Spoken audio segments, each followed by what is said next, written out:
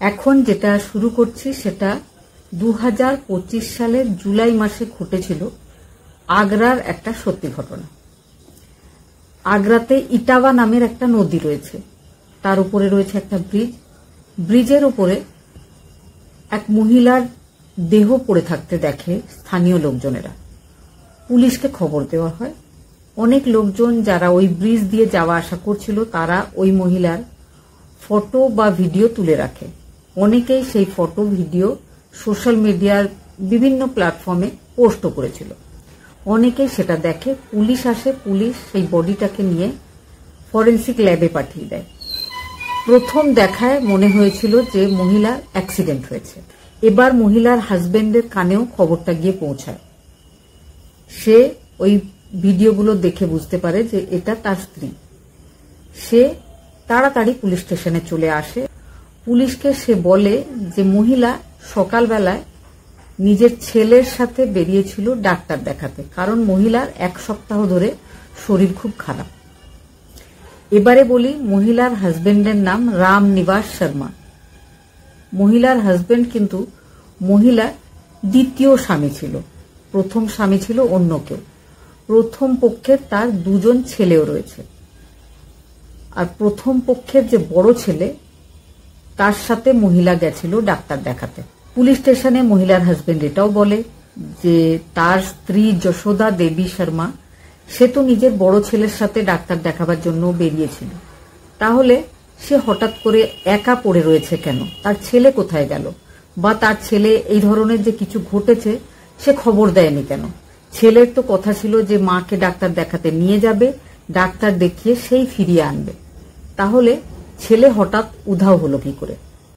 বড় ছেলের call detail আর তার ফোনের লোকেশন যখন চেক করা হয় তখন দেখা যায় যে সত্যি সত্যি সন্ধেবেলায় 7টার সময় ওই ব্রিজের উপরে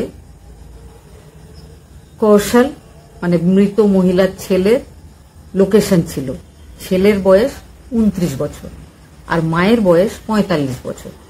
পুলিশ টিম যায়, ছেলে কৌশলকে অ্যারেস্ট করে নিয়ে আসে। ছেলেকে জিজ্ঞাসাবাদ করতে শুরু করা হয়। কৌশল পুলিশকে জানায় যে তার মা 10 বছর আগে তাদের এক প্রতিবেশী, যে এখন তার মায়ের দ্বিতীয় স্বামী, তার নাম রাম নিবাস শর্মা, তাকে ওই মহিলা প্রথম পক্ষের যে 2 ছেলে তারা তাওজি বা জেঠু বলেই ডাকত। তারা কখনোই জানত না যে তাদের মায়ের সাথে ওই ভদ্রলোকের এই ধরনের কোনো সম্পর্ক আছে।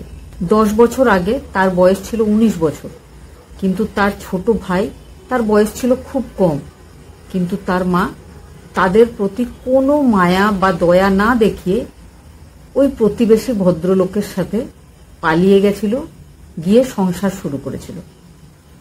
ছোটবেলা থেকেই তাকে আর তার ভাইকে বিভিন্ন রকম অপমানজনক কথা পাড়া প্রতিবেশীর কাছে শুনে বড় হতে হয়েছে। সে অনেক পড়াশোনা করেছে, করার পরে সে একটা স্কুল খুলেছে নিজের গ্রামে। 8 ক্লাস পর্যন্ত তার স্কুলে পড়াশোনা করানো হয়, প্রচুর স্টুডেন্ট তার স্কুলের ছাত্রছাত্রী। কিন্তু সে কোনো কিছুতেই শান্তি পায় না। গত 6 বছর ধরে সে নিজের মাকে মেরে ফেলার প্ল্যানিং করেছিল। মাকে কিন্তু একদিনের জন্য সে বুঝতে দেয়নি ব্যাপারটা। তার মা বিয়ে করে অন্য বাড়িতে চলে যায়। বেশ কিছু বছর পরে ছেলেদের সাথে তার মায়ের কথাবার্তা শুরুও হয়, কিন্তু বড় ছেলে ব্যাপারটাকে ভুলে যায়নি। কৌশলের নিজের মায়ের ওপরে রেগে যাওয়ার আরো বড় একটা কারণ ছিল।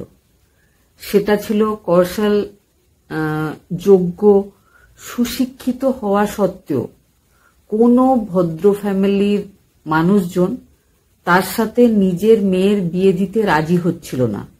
কারণ তাদের মতে তাদের মায়ের যেহেতু চরিত্র ঠিক নেই, তো কৌশলেরও চরিত্র খারাপ হতেই পারে। সেই জন্য কৌশলের বিয়েটাও হচ্ছিল না। কিন্তু তাদের যে বাবা, সে ব্যাপারটাকে ভুলে গেছিল। সে নিজের 2 ছেলেকে নিয়ে বেশ ভালোই ছিল। মায়ের কথা তিনি বলতেও চাইতেন না। মা 7 দিন ধরে খুব অসুস্থ ছিল। তো মায়ের সাথে ছেলের কথা হয়। ছেলে বলে যে চলো আমি তোমাকে শহরে গিয়ে ভালো ডাক্তারকে দেখিয়ে আনি। মা রাজি হয়ে যায়। ছেলে সকালবেলায় বাইক নিয়ে মায়ের দ্বিতীয় হাজবেন্ডের বাড়ির সামনে এসে দাঁড়ায়। মা তার বাইকে চড়ে বেশ কিছুটা দূর যায়। ছেলে আগে থেকেই প্ল্যানিং করে রেখেছিল যে তার মাকে আজ শেষ করতেই হবে। সেই জন্য সে 3 বন্ধুর মধ্যে একজনের ছিল স্করপিও গাড়ি।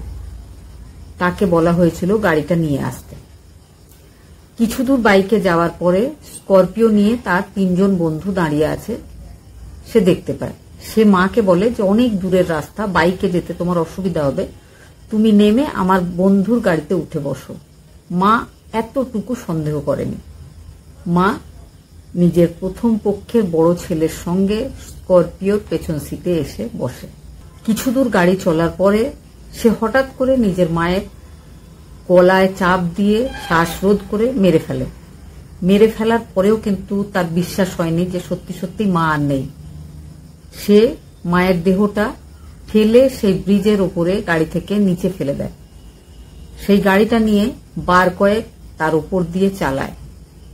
তারপরে যখন সে কনফার্ম হয়ে যায় যে সত্যি আর মা নেই, তখন সে নিজের বাড়ি ফিরে আসে আর বন্ধুরাও নিজের বাড়ি চলে যায়। এখন 29 বছর বয়সী কৌশল, যে একটা স্কুলেরও মালিক, পুলিশ কাস্টাডিতেই রয়েছে। কিন্তু সে পুলিশকে জানিয়েছে সে নিজের করা এই কাজের জন্য একটুও লজ্জিত নয়। কারণ সে 6 বছর ধরে নিজেকে রেডি করছে। কারণ 10 বছর ধরে সমাজ তার উপর নানান অত্যাচার করেছে নিজের কটু কথা দিয়ে। সেই জন্য আজ সে নিজেকে অনেকটা রিল্যাক্স অনুভব করছে। লোকজন সব সময় বলতো যে সে নাকি বোকা, সে নাকি কিছুই করতে পারে না। তাই জন্য আজ সে বদলা নিয়ে নিয়েছে, ছোটবেলার বদলা। যে মা নিজের ছোট ছোট বাচ্চাদের কথা না ভেবে শুধুই নিজের কথা ভেবে প্রতিবেশী এক পুরুষের সাথে গিয়ে আবার নতুন সংসার শুরু করেছিল। পরবর্তীকালে থানার বাইরে বসে যশোদা দেবী শর্মার 2 হাজবেন্ডকে একসাথে কথা বলতে ও কান্নাকাটি করতে দেখা গেছিল। দুজন কিন্তু অতীতকালে খুব প্রিয় বন্ধুই ছিল। পরবর্তীকালে এই ঘটনা ঘটার পর তাদের দুজনের মধ্যে কথাবার্তা একদম বন্ধ হয়ে গেছিল। কিন্তু দ্বিতীয় হাজবেন্ড বউকে হারানোর পর আর প্রথম হাজবেন্ড ছেলেকে হারানোর পর তাদের দুজনের মধ্যে পাড়া প্রতিবেশীরা আবার সদ্ভাব দেখতে পেয়েছে।